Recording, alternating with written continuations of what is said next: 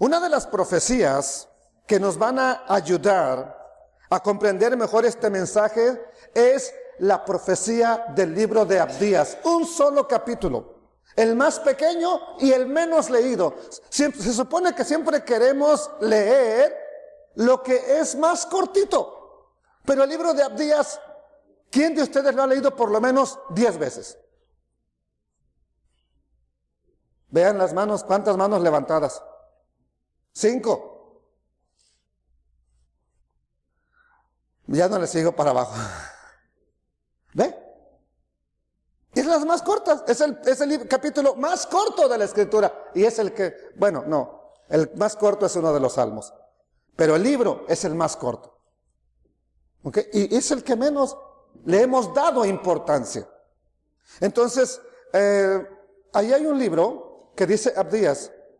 Willy, ¿puedes mostrárselo? No lo he leído, me acaba de llegar, es de uno de los fundadores de los Bnei Anushim, de los criptojudíos que están regados en América y en Estados Unidos y América Latina y que están ayudándolos a retornar a casa, a retornar a Israel. No lo he leído, pero qué curioso que ayer me llegó el libro y hoy estamos hablando precisamente de eso. No pude haberlo escrito, ¿verdad?, en dos días. Esto me tomó mucho tiempo. Entonces, esa profecía de Abdías nos va a ayudar a conectarnos con lo que ya hemos estado viendo. Es una profecía que tiene mucho que ver para el tiempo actual en que estamos viviendo. Porque habla de los últimos tiempos. Y esta profecía anuncia un juicio especial solamente para un grupo de personas. Para los descendientes de Esab, mejor conocidos como Esaú. Y esta historia donde nos habla que el Eterno va a juzgar la maldad de Esaú. Y les dice, no debiste haber hecho eso que hiciste con tus hermanos.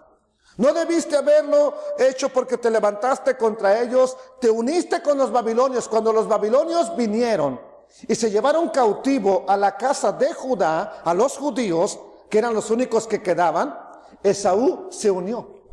Y los que iban escapando, ellos mismos los entregaban para que se los llevaran cautivos. Por eso el Eterno le dice, no debiste haber hecho eso, por eso viene un castigo. Empecemos la historia. Ahora sí vamos a leerla para que por lo menos digamos, ya lo leí una vez. Versículo 1, Abdías 1:1. En aquel día, cuando te quedaste, perdón, estoy en el verso 11. ¿Y por qué se me fue hasta el verso 11? Ok, acá está. Espéreme. Estoy equivocado, bueno, ahorita regreso a aquellos. Ok, visión de Abdías. Visión de Abdías, Elohim, el Eterno ha dicho así en cuanto a ¿quién? A Edom. Edom es Esaú. El rey Herodes era idumeo, era descendiente de Esaú.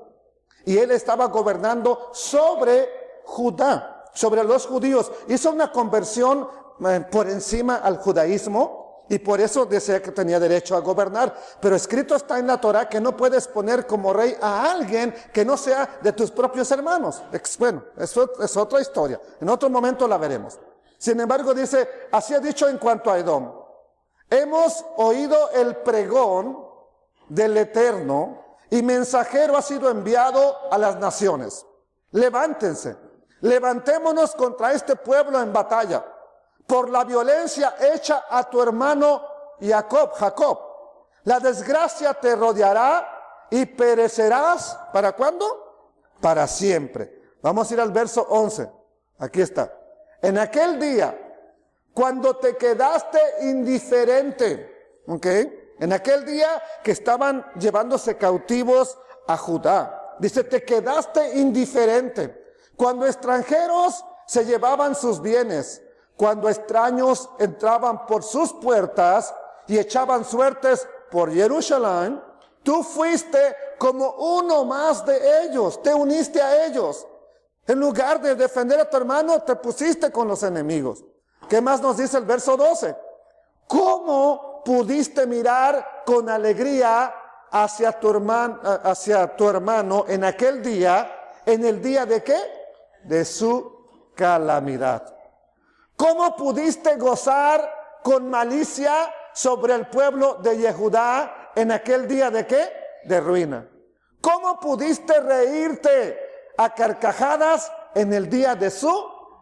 Vean lo que estaba pasando. Miren lo que les está pasando, que se lo merecen. Qué bueno que le está pasando eso. Tenga cuidado cuando usted a alguien incluso que no le cae bien, diga, lo tiene bien merecido. No hagamos eso, porque podría pasarnos lo que le está anunciando a Esaú. Vamos a ir luego lo lee todo completo, ahora sí léalo, por favor. Está bien corto la historia, pero voy a irme más adelante. Versículo 13. ¿Cómo pudiste entrar por la puerta de mi pueblo en el día de su desastre? Observar en alegría con los otros sobre su desgracia en el día de desastre. Y ponerle la mano a sus riquezas en el día de su desastre. ¿Cómo pudiste pararte en las encrucijadas? Las encrucijadas son donde cruzan los caminos. ¿Cómo pudiste pararte en las encrucijadas? ¿Para qué? Para cortarle el paso a los que huían. ¿Cómo pudiste traicionar a los que huían en el día de la angustia? En lugar de decirle, ven, escóndete, métete en mi casa. Allá hay un lugar donde puedes esconderte. No, ¡hey! Aquí está uno de los que se están escapando. ¿Cómo pudiste cortarles el paso? ¿Cómo pudiste hacer eso en el día de qué? De su angustia. De acuerdo con los historiadores, de acuerdo con lo que dice la historia de Judá incluso, ¿quiénes son los descendientes de Esaú? ¿Con quiénes se mezclaron? ¿Quiénes son actualmente los descendientes de Esaú? De acuerdo con la historia, de acuerdo con lo que se conoce, rastreándolos hasta el día de hoy, Esaú ya estaba mezclado con Roma desde que estaba el rey Herodes gobernando, y la dinastía de los Herodes, gobernando sobre Judá, sobre los judíos. Ya Esaú estaba asociado con Roma. Entonces, Esaú son las naciones que se unieron con Roma, se hicieron uno con Roma, y que posteriormente después se les llamó cristianos apostólicos, y ya sabe lo demás, no digo lo demás. Ya sabe. Algunos de ustedes a lo mejor un día dijo con todo orgullo, yo soy católico, apostólico, romano, esto y lo otro, y aquí y allá. Pero cuando dicen, usted es un israelita, y yo, no, yo sigo siendo romano. Ah, bueno, está bien. No te metas con un romano porque te puede crucificar. Así que mejor dile, está bien, no hay problema, tranquilo, no pasa nada. Tú puedes ser lo que tú quieras. Bueno, entonces, ¿cuál fue la característica de Esaú? Vamos a hablar de Esaú, del Esaú que conocemos de la Biblia, el que aparece en Bereshit, en Génesis. ¿Cuál fue su característica? ¿Buscar las cosas del Eterno o no importarle las cosas del Eterno? ¿Cuál era la característica de él? Esaú es el hermano de Jacob, fueron gemelos. Él vendió su primogenitura, no le importó nada lo que fueran las cosas del Eterno. Se casó con mujeres que tenían una vida arruinada completamente.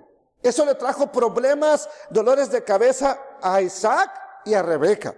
Les trae problemas. Bueno, entonces él prefiere asociarse con el mundo, casarse con las mujeres mundanas, casarse con mujeres paganas. Por otro lado, Jacob es el que buscó, el que luchó con todo y trampas, como nos dicen, que Jacob significa tramposo. Jacob es Yak, mano, Cob, calcañar.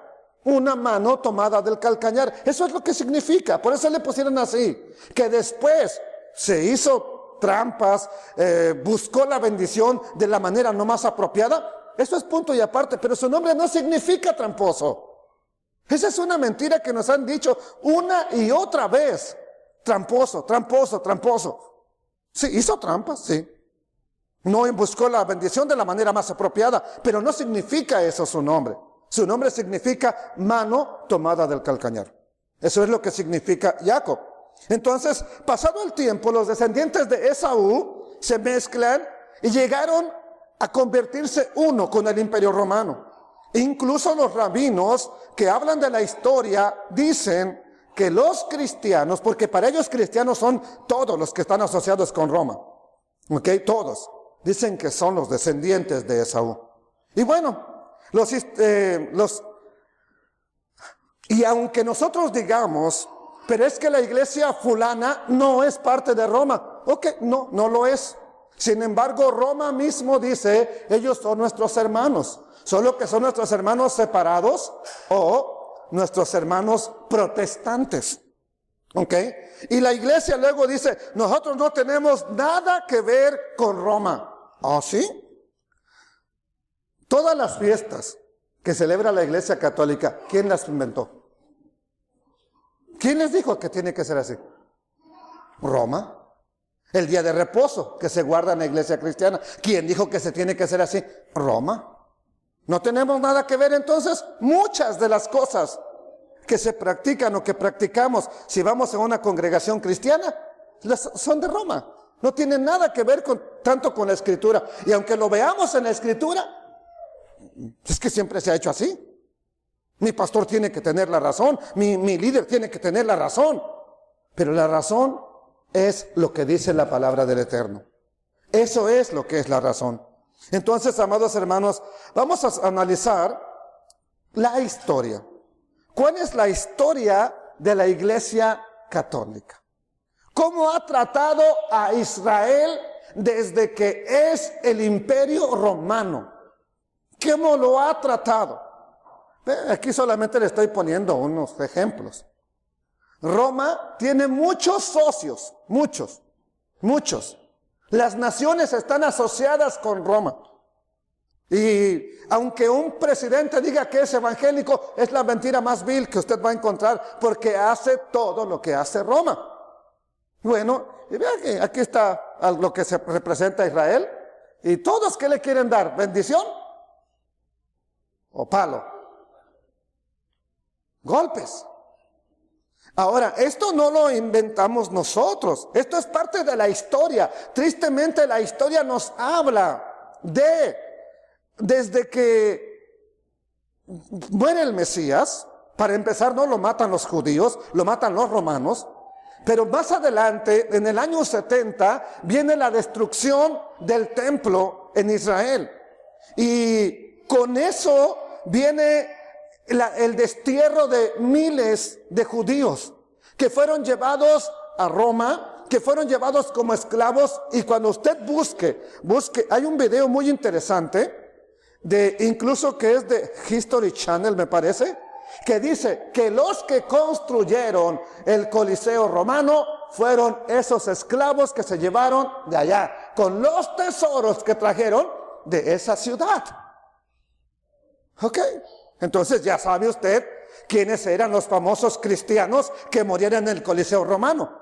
Eran los primeros creyentes, vamos a verlo así, no primeros creyentes, porque los creyentes siempre creyeron en Dios, siempre creyeron en un Mesías. Pero ¿qué sucede? Se llevan judíos, se llevan personas que creen en el Mesías, se los llevan a morir y dicen que eran cristianos. Pero la verdad es que eran creyentes en el Dios de Israel. En aquel momento para Roma no había distinción si eres creyente en el Mesías, si eres mesiánico. No había distinción si eres judío que nada más cree en el Eterno. No había distinción, así como hoy en día, para la historia, no hay distinción entre cristianos, evangélicos y católicos. Para ellos el cristianismo es uno, para los historiadores. Bueno, se dan las guerras, se destruye el templo, se llevan gente cautiva. En el año 132 al 135 empieza otra vez empezaron a construir un templo en honor a Júpiter, en el mismo lugar donde había estado el santo templo de Adonai. Eso provoca la siguiente revuelta del pueblo de Israel, ¿verdad? Liderados por un hombre de nombre Bar Kokhba, que fue declarado por los rabinos como el Mesías. Este es un arco que todavía está en Roma.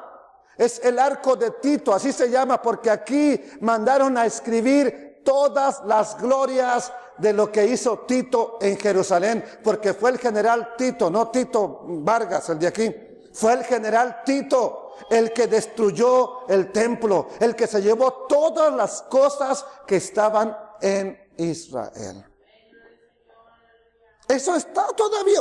El día que tenga la posibilidad, vaya a Roma, entre por la ciudad y va a encontrar el arco de Tito, y ahí está. Está todavía la evidencia. Entonces, amados hermanos, con el deseo de borrar del mapa la tierra de Israel, de borrar del mapa a Jerusalén, Israel no se llamaba Israel desde el año 135 en adelante.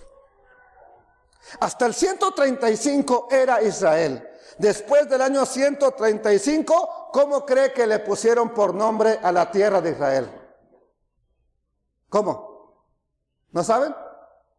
Bueno, por si no lo sabe, ¿qué dice acá? A ver si alcanzan a ver los que tienen buena vista. ¿Qué dice? ¿Palestina de quién?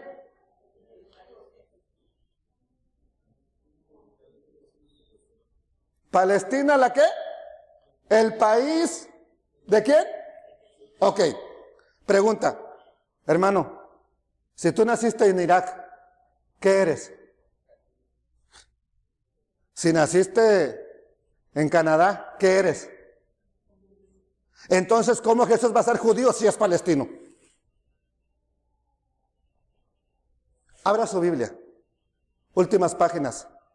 Busque ahí Jerusalén en tiempos de Israel, en tiempos de Yeshua. Y dígame qué dice ahí. Dígame qué dice su Biblia. ¿Cómo dice? En tiempos de Jesús. ¿Cuándo vivió Jesús en Palestina? Dígamelo usted. ¿Cuándo el Mesías vivió en Palestina? Digo Jesús por el nombre que así se le conoce en las Biblias. ¿Cuándo vivió él en Palestina? ¿Por qué entonces? ¿Sí lo encontró, hermana? ¿Sí lo encontró? ¿Qué dice ahí? No nomás en sus mapas, en todas las Biblias así está.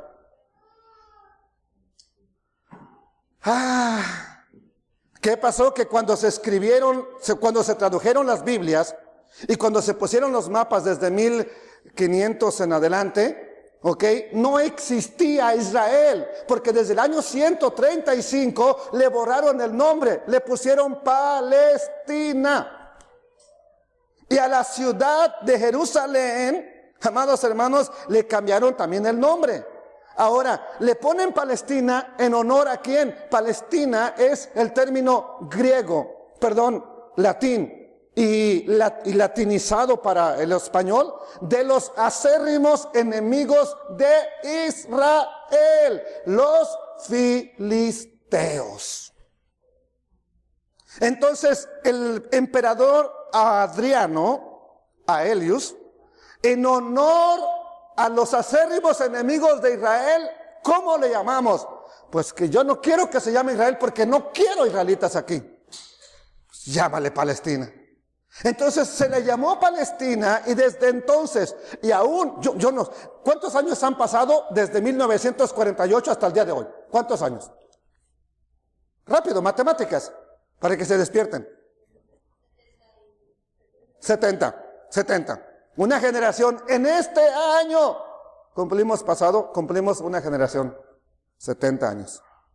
Ok, en 70 años no ha habido nadie con un poco de cerebro que cambie esos mapas de la Biblia. No ha habido nadie que lo quiera hacer. ¿Por qué? Por todavía el antisemitismo, todavía el odio, todavía la ganancia que tienen. No crean que no se lo han dicho, no crean que no se les ha dicho eso a las Sociedades Bíblicas Unidas, pero no lo quieren hacer. Entonces, la ciudad de Jerusalén le pusieron el nombre de Aelia Capitolina en honor a el emperador o al César Adriano Aelius, y donde estaba el templo sagrado, los romanos pusieron un templo en honor a la Trinidad. Y la Trinidad no crea que eran Padre, Hijo y Espíritu Santo como le conocen. No, los romanos tenían una marcada tendencia a reunir los dioses en grupos de 3. Y por eso vemos muchas tríadas a lo largo de la historia. Se compusieron con diferentes dioses. La primera tríada, o la más importante, estaba formada por Júpiter, Martes y enero. Llano. ¿Ok? Estaba formada por Jueves, por Martes y por enero. Ahí lo tienen. Y todavía siguen esos nombres en nuestros calendarios. Bueno, ¿quién de aquí creen que es Júpiter? Es la misma estatua que está en el Vaticano, donde todos van a besarle el pie y dicen que es Pedro.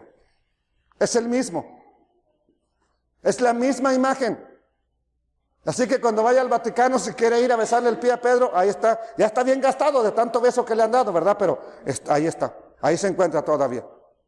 ¿Cómo nos han picado los ojos por no conocer la historia? ¿Cómo nos han engañado por no estudiar historia, amados hermanos? Oye, hermano, ¿no está muy caliente? Nomás bájale un poquito, o sea, nomás no me quiero chicharrar. Bendito el Padre Eterno. Desde entonces comenzó el periodo del exilio, el periodo de la diáspora. Y ese periodo del exilio se le conoce el exilio de Esaú, porque fue causado por Roma. El exilio de Edom. Hasta el día de hoy, los que no han regresado, una es porque unos no quieren, pero la verdad es que hasta los que están fuera de Israel hoy en día, siendo que somos parte de Israel, que tenemos ascendencia judía, hebrea, una de las razones es que todavía se dice que se está en el exilio de Edom. Entonces, porque fue causado por Roma. Roma fue la que borró la ciudad de Jerusalén. Se dice que usaron bueyes, animales para ararla como si fueran a sembrar. Destruyeron todo prácticamente, que no quedara ninguna señal de lo que había sido Jerusalén. Fue hasta años después, hasta cientos de años después, cuando Constantino, bajo su supuesta consagración a la religión cristiana, permite que regresen unos cuantos judíos, pero la mayoría nunca regresó. Y ese lugar se llamaba Palestina, ya no era Israel, ya no era Jerusalén, era Aelia Capitolina, en honor a Helios, a Adriano Aelios, el emperador. Entonces, como ya no existía, vivieron todo este tiempo, pasaron 100 años, 200, 300, 400, 900, 1900 años. Y todavía se llamaba Palestina. Por eso nuestras Biblias dicen la Palestina en los tiempos de Jesús. Es hasta que un día, bendito sea el Eterno, llegó la bendición. Y este exilio, esta es una de las gráficas que estaban todavía en Roma, donde explican el exilio, donde ve cómo se están llevando la menorá, donde se están llevando todo y están llevándose los cautivos. Eso existe todavía, está en los museos, no lo estoy inventando yo. Así por casi 2000 años, el pueblo de Israel dejó de ser la nación de Israel, dejaron de ser el pueblo de Israel, no porque perdieron su identidad, porque los sacaron de su tierra. Pero luego vinieron las cruzadas, las famosas cruzadas. Miren, ¿quién está acá arriba ya en la ciudad, verdad? Este que tiene aquí, ¿qué significa que es eso? A ver, usted dígame algo, ¿qué piensa que es esa persona? Católico. ¿Quién financió entonces las cruzadas? Roma. ¿Quién financió la Segunda Guerra Mundial? Roma. Tengo las pruebas. Eso no es el tema ahorita, pero tengo las pruebas también. Entonces, amados hermanos, vinieron las cruzadas, luego vino algo bien importante. ¿Qué es? Les dice que es esto. Historia. A ver, ¿qué? La Inquisición. Mejor es estar en un día en los atrios del Eterno para inquirir en su santo templo. ¿Qué es inquirir? Indagar, investigar, llevar una búsqueda profunda. Es lo que hacía la famosa Inquisición. Y empezó para perseguir a los que no creían igual que creía Roma. ¿Quiénes son los únicos que han creído diferente a lo que cree Roma? Y había muchos de estos en España. Muchos. De eso nos habla un libro que les voy a presentar más adelante. ¿Ok? Había bastantes. Entonces ahí empieza la famosa Inquisición. Y les voy a compartir una página del museo, de uno de los museos que está en México. Aquí está, tómele una picture si quiere, o si luego me la pide. Es dirección, horarios donde está abierto. Esto está actualmente todavía abierto al público para que usted vaya y le eche una mirada a lo que dejaron ahí como evidencia. Ahora, la Inquisición se levanta en España para perseguir judíos. Pero años después vienen a México. ¿Qué hay en México? Se supone que hay puros. Entonces, ¿qué hacen en México si hay puros indios? Bueno, tenemos la evidencia también de cuántos de origen judío llevaron a la hoguera, quemaron, torturaron, les quitaron todo. Hicieron con ellos como quisieron. Esta es una página nada más. Vamos a seguir mostrando más. El pueblo judío andaba de lugar en lugar. Por eso se les llama incluso judíos errantes. No tenían un pedazo de tierra donde vivir en paz. No tenían donde ya establecerse en paz. Los estaban persiguiendo, sacando de todo territorio. Los han sacado de donde quiera que han estado. Incluso en México. Este es otro. Museo de la Tortura y Pena Capital, Tacuba, número 15, Colonia Centro, México, Distrito Federal. Este es otro museo que está abierto al público. Entonces fueron perseguidos y siempre por la religión que surgió en el IV siglo, Roma. El catolicismo romano desde que se inició trató de desligarse de lo que dice la Torá, de lo que dicen las escrituras hebreas, y formaron una religión, sí, basada en el Mesías de Israel, sí, pero torcieron las escrituras para que solamente dijera lo que ellos querían decir, o lo que ellos nos quisieron enseñar. Entonces, después incluso vino, después de tanta persecución, vino incluso una llamada reforma, con un hombre que se conoce como Martín Lutero, no Martin Luther King, ¿verdad? Que es precisamente el día que vamos a reposar junto con ellos, mañana, el pasado. ¿Ok? Ese no, ese es otro, ese es Martin Luther King, un defensor de los derechos humanos de los morenitos aquí en los Estados Unidos. Este es Martín Lutero. Y dice, puse esta porque es la frase, la única que me gusta de él, todo lo demás no me gusta. Pero dice, la ley no enseña lo que los hombres pueden hacer, sino que los hombres deben hacer. ¡Wow! Dije yo, maravilloso, Martín, eso estaba perfecto. Pero ¿qué sucedió?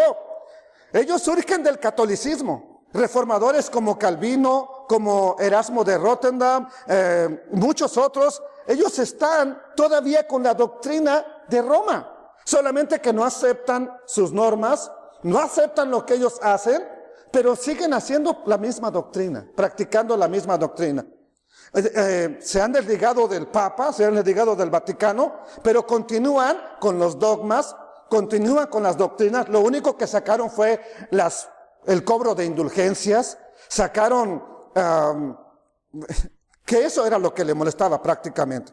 Y por si usted no lo sabe, Adolfo Hitler, como le conocemos, tomó lo que iba a hacer con los judíos de las memorias de este hombre. Él había escrito que a los judíos hay que marcarlos con una seña especial, ponerlos en campos de concentración y quitarles todas sus posesiones. Ahí se inspira Hitler en eso, porque él era alemán también, ¿ok? Y exactamente fue lo que hizo. Marcarlos con una estrella amarilla, ¿se recuerdan? Ponerlos en campos de concentración y todo empezó la noche de los famosos cristales rotos. ¿Quiere el documental? Me dice, ¿ok?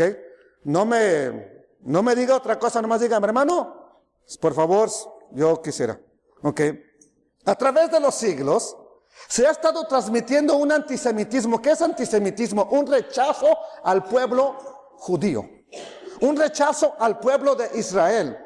Y se ha llegado inclusive hasta nuestros días con personas que se atreven a afirmar que el holocausto no existió, que es una fábula, que el holocausto fue algo inventado para ver bien a los judíos, pero que eso nunca, es más, que fue inventado por ellos para que les ayuden, pero que nunca existió. Se está enseñando en Francia, en Inglaterra, que ya no se tiene que enseñar como historia porque eso no sucedió. Declaran que es necesario destruir al pueblo de Israel incluso. Hay líderes de la coalición árabe que declaran día con día, debemos destruir a Israel, debemos acabar con Israel, ¿por qué? Porque Israel no tiene que existir como pueblo. Y en las iglesias, muchas veces donde he predicado me dicen que los judíos ya no son el pueblo de Dios. Oh, sí.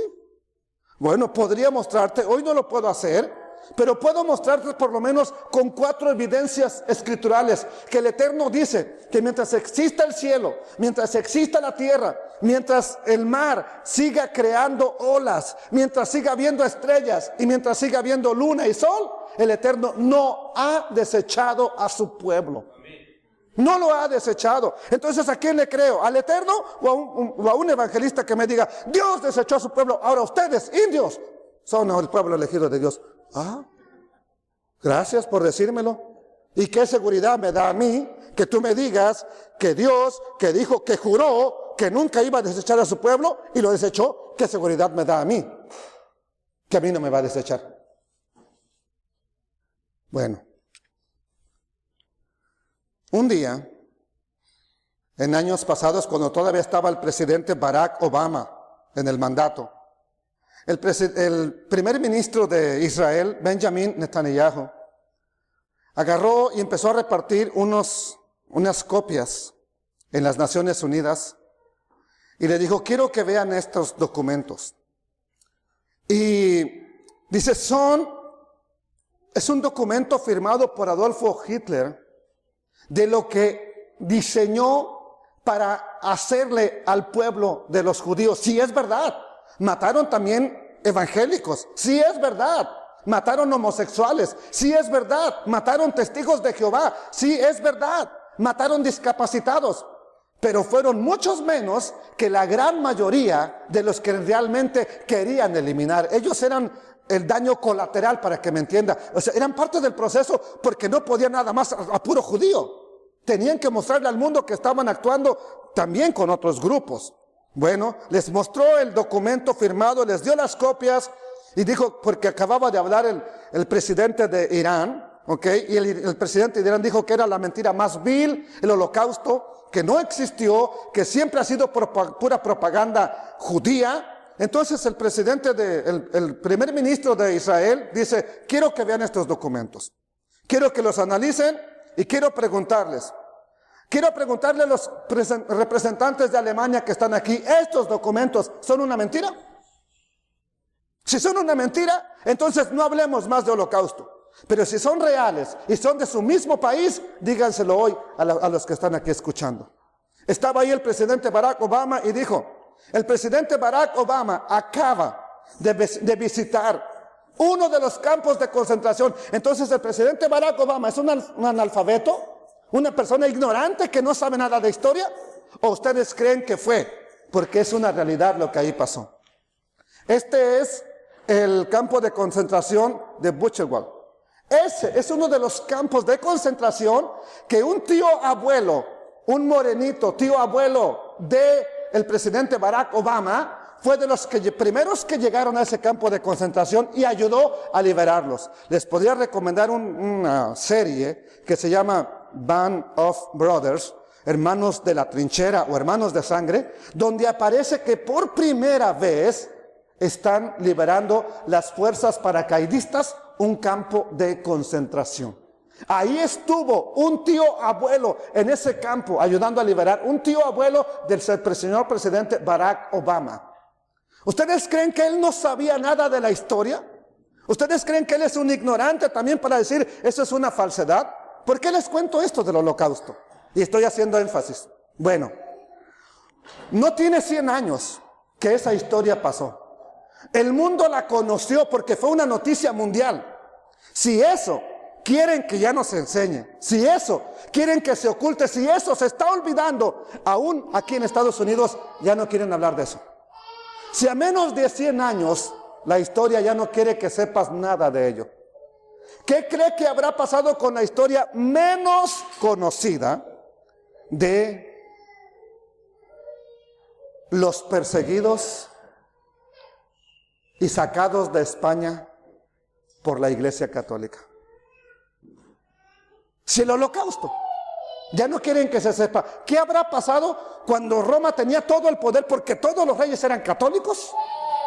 ¿Qué habrá pasado con esa historia? Que hoy vamos a empezar a escudriñarla y nos vamos a dar cuenta que nos engañaron. ¿Quiénes venían en la Niña, la Pinta y la Santa María, aparte de Cristóbal Colón? ¿Quiénes era la gente que venía ahí? No, ¿quiénes? Ay, ¿cómo sabe que eran judíos? ¿Qué nos dice la historia? Lo que nos contaron en la escuela. ¿Qué nos dijeron que venía ahí? Sí, pero ¿qué tipo de personas? Aparte de los descubridores, ¿a quién venía ahí ayudándole en los barcos? No, se me hace que ustedes no fueron a la escuela tampoco. Venía pura gente maleante. Puros prófugos de la justicia. Ahora, pregúntele al director de ICE, de la migra.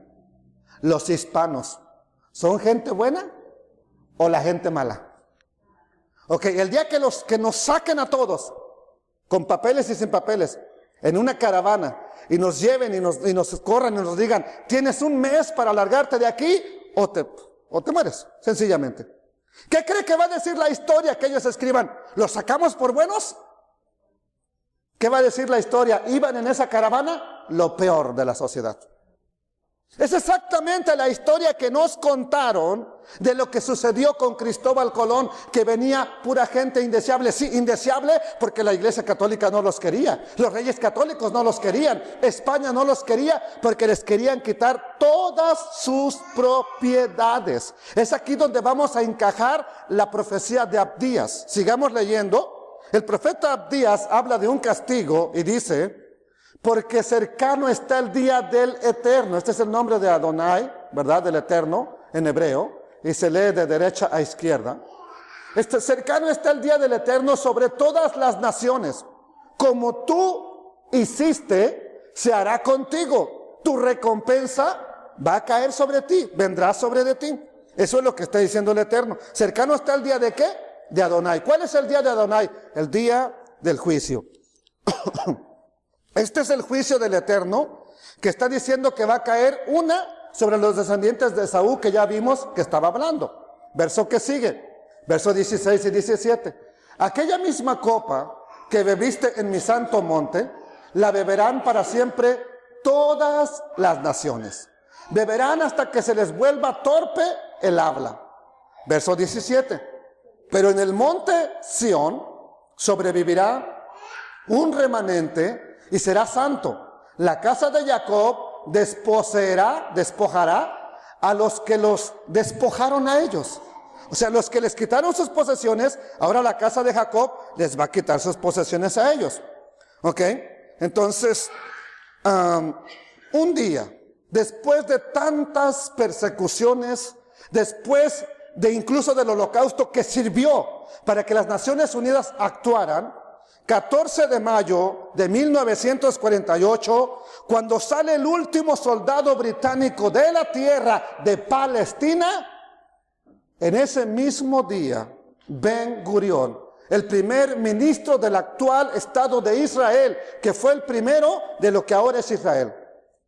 Él, acompañado por judíos que eran una minoría, declararon en Tel Aviv que Palestina dejaba de ser Palestina y ahora era Israel, y comenzó a cumplirse lo que el profeta Isaías dijo cuando preguntó: ¿nacerá una nación en un día?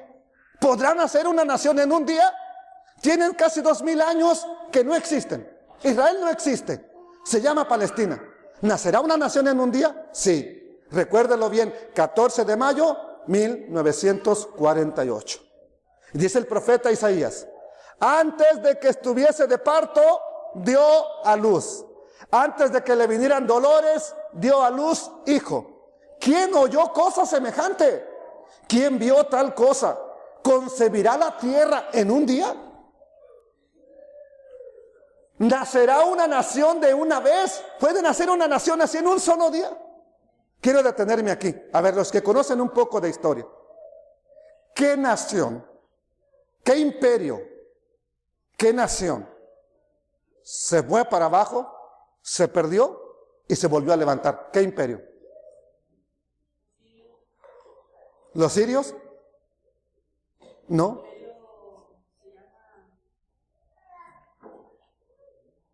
¿De los árabes? Bueno, ellos siempre han estado.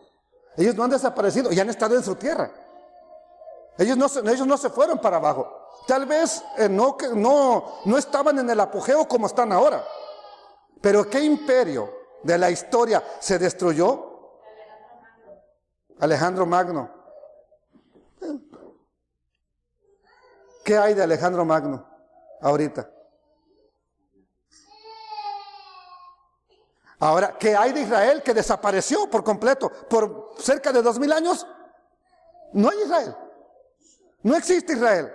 Y un día, 14 de mayo del año 1948, nación de Israel otra vez, pueblo de Israel. ¿Nacerá una nación una vez? Pues en cuanto Sión estuvo de parto, dio a luz sus hijos. Yo que hago dar a luz, no haré nacer, dijo el Eterno. Yo que hago engendrar, impediré el nacimiento, dice el Eterno Elohim. Gócense, ¿quiénes? Con Jerusalén, y alégrense con ella todos ustedes que la aman. Únanse en su júbilo todos ustedes que estuvieron de duelo o de luto por ella. Y ella, como una madre, los alimentará de sus consuelos hasta que queden satisfechos. Porque así dijo el Eterno: yo le extenderé a ella prosperidad como un río, el caudal de las naciones como un arroyo crecido. Nacerá. ¿Puede nacer una nación en un solo día? Dígame la respuesta usted. Sí. ¿Qué nación fue? Israel. Bendito el Padre Eterno. Ustedes beberán de ella.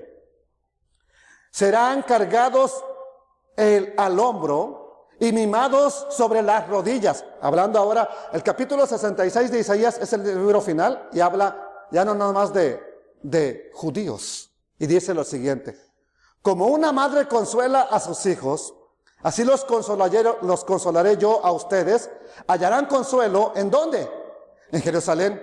Ustedes verán, y su corazón se gozará, sus extremidades florecerán como la hierba. El poder del Eterno se revelará en favor de sus servidores, pero se airará contra sus adversarios. Nunca antes se ha levantado un imperio después de desaparecido. Por ejemplo, vamos a hablar del imperio azteca. No se puede levantar. Los incas existen todavía, ¿verdad?, en Perú, porque nunca fueron extinguidos prácticamente todos. Los mayas. No tenemos evidencia de los mayas más que la arqueología. Sin embargo, Israel, amados hermanos, es un pueblo que volvió a surgir de las cenizas. El hebreo es un idioma que quedó prácticamente terminado. ¿Y qué sucedió? Ahora que está Israel, otra vez la lengua del pueblo hebreo es el hebreo. David Ben Gurión dijo una cosa importante: Quien conoce la historia del pueblo de Israel y es ateo o no cree en Elohim, no cree en los milagros, es una persona que no es realista. Si tú conoces la historia de Israel, ya que estaban asentados otra vez, si tú conoces la historia de Israel y sigues dudando de que hay alguien que creó los cielos y la tierra, tú no estás bien cuerdo, dijo. ¿Por qué? Porque Israel marca la historia y nos habla del Eterno. Todo lo que pasa con Israel nos muestra el plan del Eterno. Todas las cosas van a suceder en las naciones, pero el punto principal es Israel.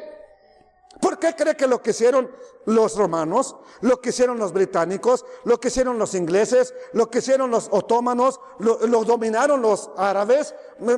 Hay una película que se llama El Reino de los Cielos. Habla precisamente acerca de esas guerras que se tuvo, de las cruzadas, todo ello.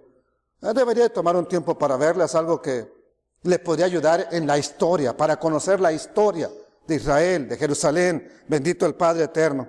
Bueno, sigamos leyendo Abdías para conectarnos con la historia. Mas en el monte, versículo 17, mas en el monte de Sión habrá un remanente que se salve y será santo, y la casa de Jacob recuperará sus ¿qué? Sus posesiones.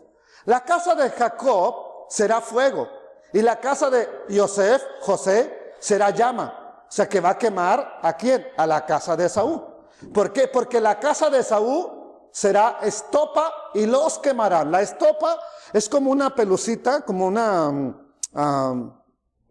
como hilos entremezclados, ¿verdad? Que se usa para empaparlo de thinner, etcétera, para tallar, para pintar. Pero quema así rapidísimo. Cuando usted quiere hacer fuego, busque estopa y anda batallando ahí con los leños que no puede prender para las carnitas asadas.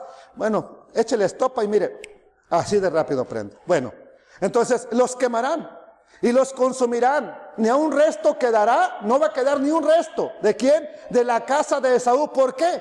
Porque el Eterno lo ha dicho. Luego viene una profecía preciosa que es a donde quería llegar. Que es a donde quiero llegar. ¿Por qué? Porque nos va a hablar de Sefarat. ¿Alguien sabe qué es Sefarat? ¿Qué país es Sefarat? A ver, judíos sefarditas deberían de saberlo. ¿Qué es Sefarat? Oh, España. Bueno, dice el verso 19. Y los del Negev poseerán el monte de Esaú. Todo lo que es Edom, la parte de abajo de Israel, dice que también eso les va a pertenecer a ellos. ¿Qué más nos dice? Y los de la Cefela, la parte de los filisteos. La Cefela es la parte oeste, la que está pegada al mar, ¿verdad? Al este de Judá, cerca de Tel Aviv. Ahí donde está la franja de Gaza, como se le conoce hoy en día. Dice que esa parte de la Cefela la van a poseer también, ¿verdad? El pueblo del Eterno. Poseerán también los campos de Efraín, lo que era Samaria, lo que era todo el reino del norte, lo van a poseer, y los campos de Samaria. Vamos a seguir leyendo. ¿Ok? Entonces, dice el verso 20. Y 1, 2, 3. Y los cautivos de este ejército, ¿de quién? De los hijos de Israel, ¿qué harán? Poseerán lo de los cananeos hasta Serepta. Punto y coma. Otra vez. 1, 2, 3. Aquí. Y los cautivos, ¿de dónde? De Jerusalén, que están en Sefarat, poseerán la tierra. No es las ciudades, la tierra del Negev. Sefarat es España. De ahí viene el término sefardita. Judío sefardita. Son los que sacaron de España. Esos cautivos de Jerusalén que estaban en Sefarat, ahora, ¿a dónde están? No. Pues ya me habían dicho hace rato que Cristóbal Colón se llevó los maleantes. ¿A dónde los llevó? ¿A qué otra parte? Aparte de México. América Latina, en Cuba, República Dominicana, Chile, Colombia. En Colombia había un gran desembarco para los que venían de la Nueva España. México, por ahí por Campeche, en Yucatán, hubo ahí estaba, en Veracruz estaba uno de los campos de concentración para los que venían llegando y los identificaban que eran judíos.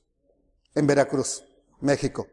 Bueno, vamos a analizar un poco de la historia y vamos a ver a dónde están ahora esos que estaban en Sefarat, pero que eran los cautivos, que fueron llevados cautivos. El territorio de Israel tiene una gran parte llamada el Negev. Se conoce el desierto del Negev. ¿Por qué se conoce como desierto? Porque no hay nada. ¿Ok? Hay unos cuantos asentamientos. Mire, este es el desierto del Negev visto desde una vista panorámica. ¿Qué mira usted ahí? ¿Pueblos? ¿Verdad que no? Solamente una... ¿Qué tan grande será este pueblo? Es pequeñísimo. Ahora, ¿qué está esperando la tierra del Negev? Que vengan los que la van a llenar. El problema es dónde están ahora esos que estaban en Sefarat, los que estaban en España. ¿A dónde están? ¿Se acuerdan del hijo pródigo? ¿A dónde se fue? A una provincia bien lejana y allá perdió todo lo que era la herencia del padre. Terminó lleno de inmundicia, cuidando cerdos en otra provincia. Bueno, el desierto del Negev es importante porque los que estaban en Sefarat tienen que llenar esa tierra un día antes de que venga el Eterno nuestro Señor. Los que estaban en Sefarat tienen que llenar esa tierra.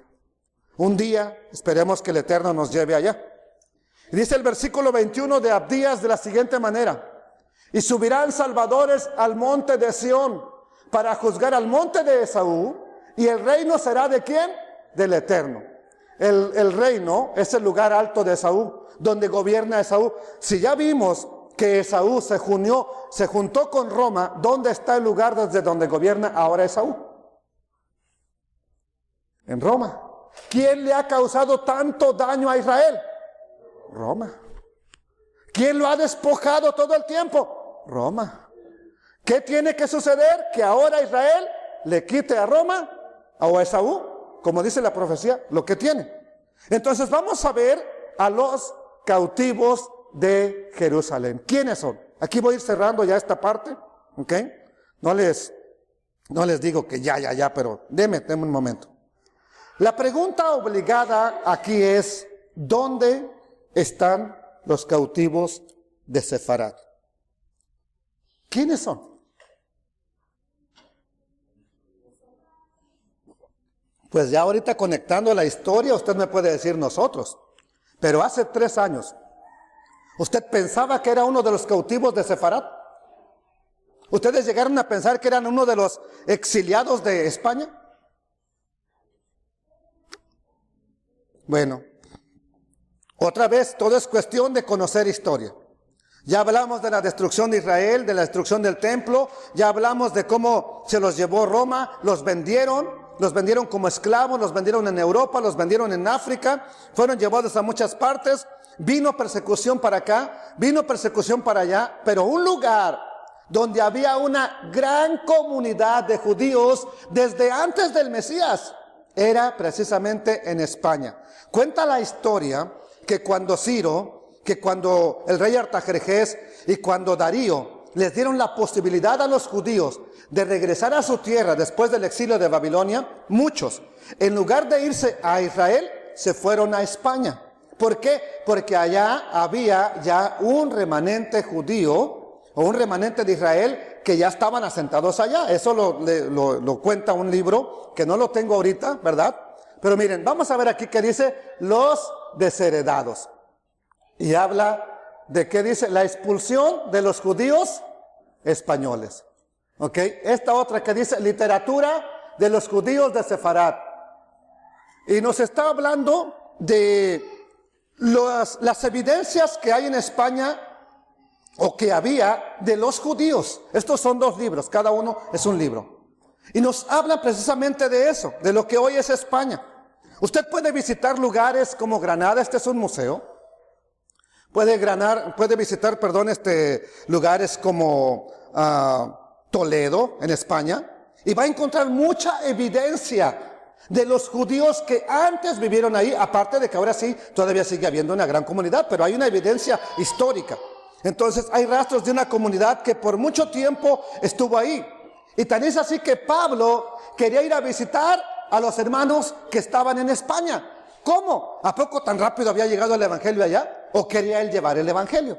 Para que vea que él quería visitar a los romanos, a los españoles. ¿Y por qué los quería visitar? ¿Qué había allá? Bueno, vamos a verlo.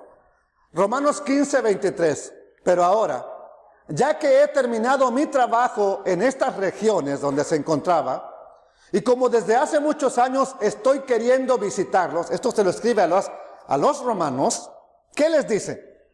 Espero que podré hacerlo durante mi viaje a España. ¿Por qué Pablo quería ir a España? A ver, ¿qué había en España? ¿Qué se encontraba en España para que él quisiera ir a visitarlos? A llevarles el mensaje de lo que ahora se le había revelado. Bueno, tendría que haber hebreos por lógica. Eso lo conecta a otro libro que les digo que se los voy a mostrar más adelante. Habla desde el tiempo del rey David y Salomón ya existían viajes comerciales, un gran comercio entre España, Sefarad y lo que es Israel. Bueno, dice, espero que podré hacerlo durante mi viaje a España. Una vez que haya tenido el gusto de verlos, aunque sea por un poco de tiempo, espero que ustedes me ayuden a continuar el viaje. Roma a España. Eso era lo que Pablo quería. Y bueno, la profecía de Abdías nos habla, dijimos, de los tiempos del fin. ¿Qué pasó entonces con los cautivos que aunque Pablo quería visitar y que estaban en España? ¿A dónde fueron llevados? ¿A dónde se fueron esparcidos? Hay otro libro, un libro que se conoce o que se llama El Otro, no sé si lo tengo aquí, no, este es el Edicto de Granada. El libro se llama El Otro 1492. El otro que muy pocos conocen. El autor declara que existe otra versión diferente a la que nos contaron. Es una investigación por una persona bien estudiada. Un abogado, catedrático, no cree que fue por un loco historiador, no. Alguien bien estudiado hizo una investigación y cuenta que hay otra historia del 1492 que no nos fue contada. Entonces el autor declara, ¿verdad?, que hay un decreto. Este es el decreto que se firmó, el decreto de Alhambra, como se conoce, que fue firmado para darles la expulsión a los judíos de España, al pueblo de Israel que vivía en España, y les dijeron que tenían poco tiempo para salir de ahí. Esto es lo que dice el decreto, para que, yo sé que no lo entendemos, ¿verdad?, con la letra tan pequeña, pero dice así: copia sellada del Edicto de Granada. Hemos decidido, ¿quiénes hemos? La reina Isabel, el rey Fernando de Aragón, que se casaron, y a ella se le llegó a conocer como la reina Isabel la Católica. ¿Por qué cree que se le conoce por la reina Isabel la Católica? ¿Porque era presbiteriana? No, ¿verdad que no? Porque era católica. Estaba al servicio de Roma. Entonces dice, hemos decidido, ¿quién? Ella y su esposo, junto con su confesor, el monje de Torquemada, que fue precisamente el líder de la Inquisición. Bueno, hemos decidido ordenar que todos los, ¿no que eran maleantes? Todos los judíos, hombres y mujeres, de abandonar nuestro reino y de nunca más volver, con la excepción de aquellos que acepten ser bautizados como la iglesia de Roma lo exigía. ¿Qué más nos dice? Todos los demás, todos los que no se quieran bautizar, para que me entienda, todos los que no se quieran convertir al catolicismo, ¿qué deben de hacer? Todos los demás deben salir de nuestros territorios el 31 de julio de 1492 para ya no retornar bajo la pena de muerte y confiscación de sus bienes. Ahora, si te mandaron salir, ¿cómo te vas a llevar la casa? Si no tienes a dónde ir, ¿cómo te vas a llevar el ganado? Por lógica se lo tenías que dejar también. Y si regresas, como quiera te matamos y te quitamos todo. Ese es uno de los principales puntos por lo cual se ha perseguido al pueblo de Israel, quitarles sus bienes, quitarles todo. Hemos decidido ordenar que salgan. Ahora, cuando tú analizas la historia desde la perspectiva de la profecía, te das cuenta que la historia nos marca lo indicado por el Eterno. Entonces, ¿qué sucedió? Isabel la Católica, el rey Fernando, deciden expulsarlos para siempre. Les deciden correrlos de ahí, y es cuando dio inicio la Santa Inquisición como se conoce. ¿Para qué? Para perseguir a todo aquel... Hay una película, está media loca, se llama Goya's Choice, es un pintor que narra cómo perseguían a los judíos. Había católicos inmiscuidos ahí en una fiesta, por ejemplo, y andaban viendo, a una muchacha la torturaron terriblemente porque le ofrecieron carne de cerdo y no la quiso comer. Luego dije, esta es judía. Andaban viendo todo lo que fuera para ellos sospechoso, te arrestaban. Y mientras te arrestaban eras torturado, eras obligado a ser católico a la fuerza, o te quemaban, sencillamente te mataban. Entonces surge la pregunta, ¿a dónde tienen que huir? Ahora ya con la historia sabemos que Cristóbal Colón era judío. Entonces, ¿qué cree que llevaba? ¿Por qué llevaba un traductor judío si va a la India o va a la Nueva España donde llegó? ¿Para qué lleva un traductor judío si allá no hay judíos? Bueno, ¿qué llevaría entonces con él? Univisión lo acaba de decir el año pasado precisamente. Salió un documental en Primer Infarto, no sé cómo se llama ese programa ahí, de que Cristóbal Colón fue judío. Y que la historia no es la que nos contaron. Hay investigaciones recientes. Aquí está el libro, El Último Éxodo, del doctor Deol Sánchez, ¿verdad? Y aquí está en español, este es en inglés para como usted lo entienda mejor. Sé que algunos entienden más inglés que español, pero aquí están los dos, English Spanish, para que usted lo pueda adquirir. Yo se lo consigo si quiere. Hay investigaciones que nos hablan y que relacionan a Cristóbal Colón con descendencia judía. Entonces, por eso es que los judíos, precisamente cuando se les da el ultimátum, salgan. Y se nos dijo que la reina Isabel, con sus joyas, pagó los viajes de Cristóbal Colón a la Nueva España. Pero no fue así. Ya documentado está que fueron judíos ricos los que pagaron los viajes de Cristóbal Colón. ¿Para qué? Para que sacara a quién, a la gente que tiene un ultimátum. No los queremos aquí. Entonces, ¿qué pasó? Llegaron a Nuevo México. Llegaron a las nuevas tierras. Y esto está profetizado. No crean que también fue porque se le ocurrió a la reina, se le ocurrió a Roma. Está profetizado. Ezequiel, capítulo 11, verso 15, dice, hablando el Eterno a Yehezkel, a Ezequiel, hijo de hombre, yo salvaré a tus hermanos, a toda la misma casa de ¿quién? A quienes los habitantes de Jerusalén han dicho, permanezcan lejos de el Eterno. ¿Quién es la casa de Israel? No son todo Israel. Las 10 tribus que para el tiempo de Ezequiel ya no existían. Ya habían sido llevados cautivos. Eso lo vamos a ver más adelante en la historia. Bueno, ellos dijeron, a nosotros nos ha sido dada la tierra como posesión. Diles, que así ha dicho Adonai, el Eterno. Aunque los he arrojado lejos entre las naciones, y aunque los he dispersado por los países, por un breve tiempo he sido para ellos un santuario en los países donde han llegado. ¿Ok? Voy a hacer un santuario para ellos donde han llegado. Entonces, este es uno de los misterios más grandes de la Escritura. Este es uno de los misterios que encontramos porque el Eterno dijo que los llevaría lejos, pero estaría con ellos y de allá los vamos a hacer volver a su tierra también. Entonces, eso nos enseña que hubo persecución para un grupo, para otro. Inicia la persecución. Este es un cuadro que existe de la reina Isabel, el rey Fernando, ¿ok? Y don Torquemada, el jefe de la Inquisición, el líder de la Inquisición, y era con el que se confesaba la reina católica. 1492, Cristóbal Colón sale de el Cabo Tres Palos con la niña, la pinta, la Santa María, llegan a un cerquita de Cuba, ahí fue donde llegaron primeramente, de ahí se esparcieron, llegaron a México, llegaron a Veracruz, llegaron a Tijuana, entraron también por Tijuana, por Tamaulipas entraron, y de ahí se empiezan a distribuir los del sur para Tabasco, Chiapas, Veracruz, Guerrero, Morelos, México, y los que entraron por Tamaulipas se empezaron a esparcir desde Monterrey hacia arriba. Ahí entonces está documentado de cuántas familias, muchísimas familias llegaron. Entonces llegan judíos a España, eso está documentado.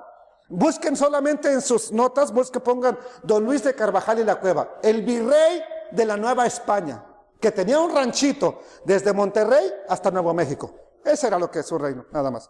Él era un judío. Investigue cuánta gente trajo ese hombre en los viajes que estuvo haciendo. Su esposa fue torturada por la Inquisición, sus hijas, sus hijos fueron muertos por la Inquisición y él fue arrestado por la Inquisición. Don Luis de Carvajal y la Cueva. Llegan a México, ya está documentado. Esto es historia, no lo estoy inventando. Don Luis de Carvajal y la Cueva llega a un lugar donde le pone el monte del rey. ¿En dónde? En el nuevo reino del león. ¿Cuál es el animal que ha identificado a Judá? El león. Bueno, ellos llegan al nuevo reino del león. ¿En dónde? En el monte del rey.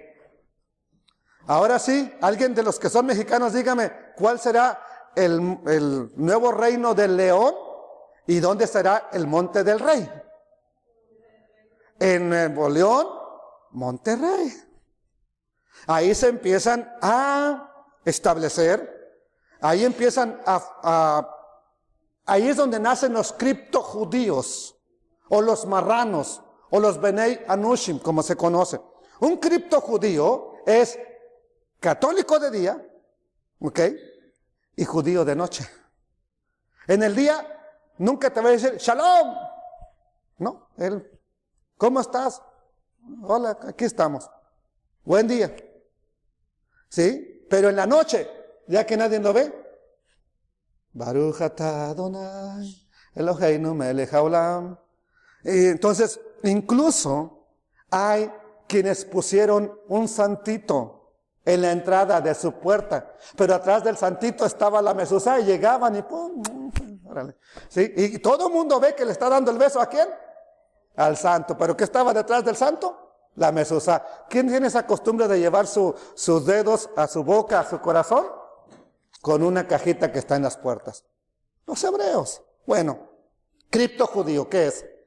Criptojudíos o marranos, el retorno de los Benei Anushim. Este es un documental que lo tengo grabado, ¿verdad? Es un documental, si lo quiere, también nada más dígame que usted lo necesita y nosotros hacemos que se lo llegue. Entonces, ellos los están persiguiendo. En España, ¿por qué los corrieron? ¿Qué les dijeron? ¿Te haces católico o mueres? Te quitamos todo. Entonces llegan a la nueva tierra.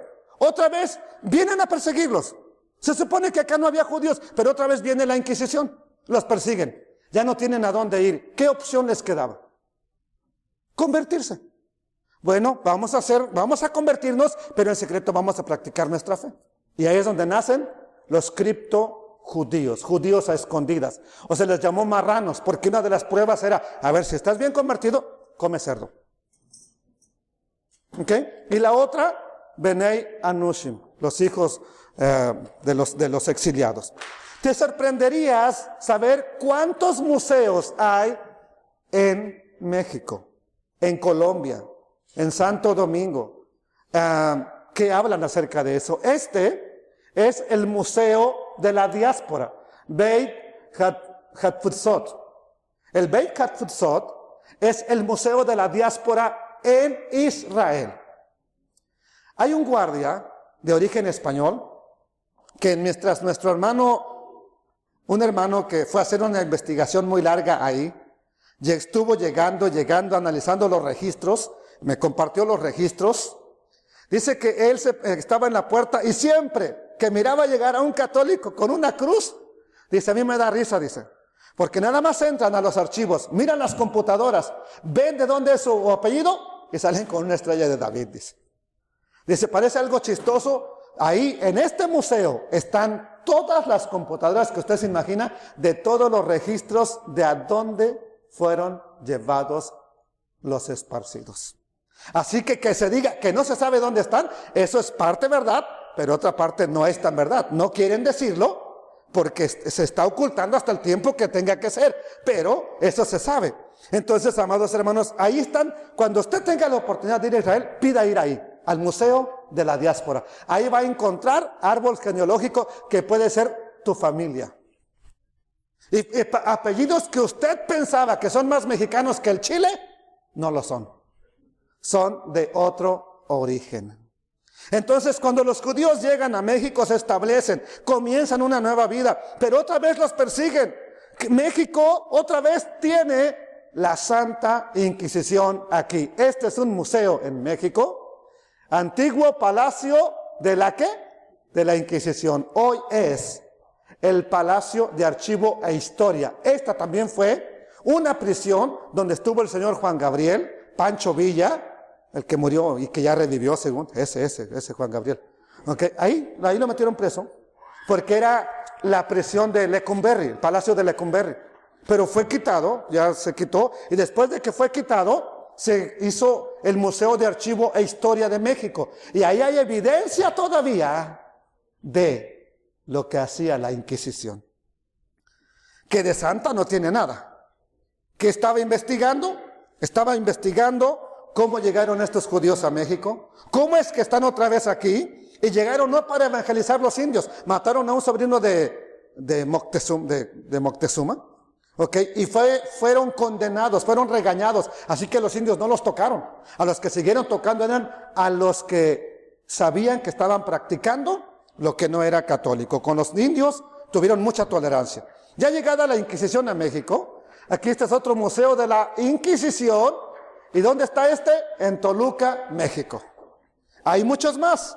Entonces, si ustedes van a ver ahí cuántos archivos hay, cuántas leyendas hay, muchos museos que nos hablan, y cuando vaya, por favor, no vaya a ver las momias a Guanajuato. En Guanajuato, en gran parte de las principales ciudades del centro de la República Mexicana, la Santa Inquisición o Santo Oficio tuvo una siniestra presencia durante la colonia, que hoy se ve reflejada en representaciones de mazmorras, artefactos, máquinas de tortura, vestimentas que usted ahora puede disfrutar.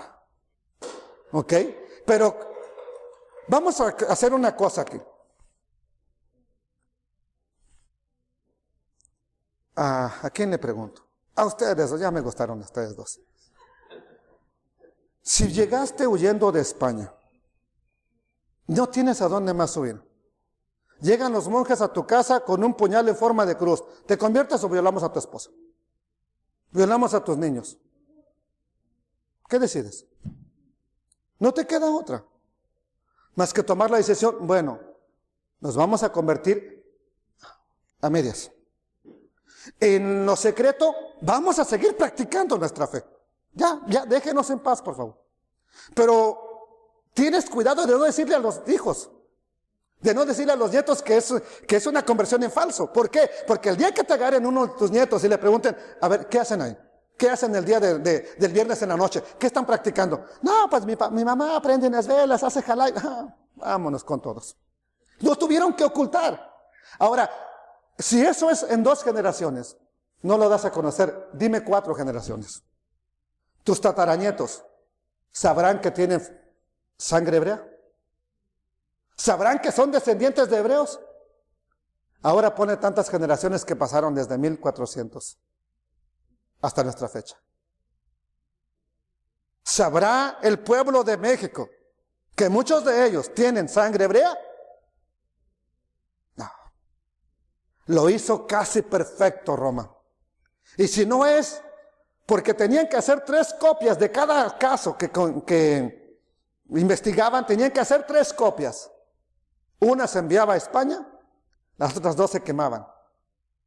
Pero alguien tuvo la osadía de hacer 4 copias y en uno de lo que era es un museo de la Inquisición, en medio de las paredes, ahí los escondió. Por eso es que sabemos mucho de ello. Si no, no supiéramos prácticamente nada, nomás lo que nos contaron y ya. Estaban matando brujas, sí. Estaban matando indios, sí. Entonces, amados hermanos, cuando ustedes vayan, lo van a ver con sus propios ojos. Esto es otro. Ya les mostré México, Toluca, Guanajuato, Morelia. ¿Qué es esto? Mire, ¿alguien lo alcanza a ver? Es un cráneo. Así te arrancaban. Con esos ganchos te agarraban de aquí así y te arrancaban la cabeza. Esta es una cuchillita muy bonita que se llama la guillotina. Acá abajo te ponían la cabecita, aquí abajo, ¿verdad? Y esta es una hacha para mochar cabezas. En ese tronquito, mire, que era para picar carne. Este es una jaula. No lo puedo hacer más grande porque no me iban a caber, pero está un esqueleto ahí colgado, mire. Lo tienen prensado de aquí, así quedó. Todavía está ahí. Eso es lo que hay de evidencia, nada más en México. En muchos lugares, amados hermanos, entonces, cuando los judíos vivían en México, de acuerdo a los cálculos conservadores, había por lo menos en aquel tiempo, en 1492, unas 25,000 familias. Y es entonces que desde Veracruz hasta Nuevo México existía. Este es otro museo en Zacatecas. Mire cómo los metían en ollas hirviendo. Aquí los mataban apresándolos con esas cosas. Esta es una rueda donde te estiraban hasta que te tronaban todos los huesos, te dislocaban los brazos. ¿Ok? No sé si tengo una por ahí, a ver si la veo más adelante. No la tengo. ¿Ok? Una forma de pera que tenía unos ganchos así abiertos. Esa lo comprimían y lo metían en la boca. Lo metían en la vagina o lo metían por la parte de atrás de las personas. Ya estando ahí, lo descomprimían. Piensen qué dolor causaba eso y te sacaban así. Se llevaban todos los intestinos, se llevaban todo. ¿Cómo no vas a convertirte a lo que la iglesia quiere si te están haciendo todo eso? Si estás viendo matar a tus propios hijos, ¿cómo vas a decirle, ya no? Me quedo así. Muchos lo hicieron. Todos los demás tuvieron que tomar la decisión de convertirse en criptojudíos. La historia lo ocultó. La iglesia no los ocultó. Ahora lo saben, ya pidieron perdón. Pero ya de nada sirve. Porque se le quitó la identidad a muchas personas. Esta es la estatua que está. ¿Alguien sabe cómo se llama este cerro? El cerro de la... El cerro de la silla. ¿A dónde está? En Monterrey. Esta estatua está en Nuevo León. Esta es la estatua de Don Luis de Carvajal y la Cueva. El que trajo más judíos que ningún otro a la tierra donde nosotros crecimos. Es así como llegamos a esta parte. Entonces, la próxima vez que usted vaya a Guanajuato, a Monterrey, no vaya a buscar momias, vaya a buscar su historia. Vaya a investigar acerca de su historia. Esto pasó, se ha ocultado esta información, no se tiene. Entonces, ¿dónde están los judíos que estaban en Sefarat? El pueblo que estaba, los hebreos que estaban en Sefarat, ¿a dónde fueron llevados? Primero a Portugal, luego a América Latina. Entonces, ¿usted podría ser uno de los que estaban cautivos en Sefarat? Sí, un descendiente. Volvamos a la profecía y con esto cerramos. Con esto acabé ya esta parte. Y aquel ejército exiliado de israelitas poseerán lo que les pertenece a los kenanitas hasta Sarepta. Mientras que la comunidad exiliada de Jerusalén en Sefarat poseerá lo del Negev, porque marcharán libertadores en el monte de Sión para hacer juicio en el monte de Edom, y el dominio será ¿de quién?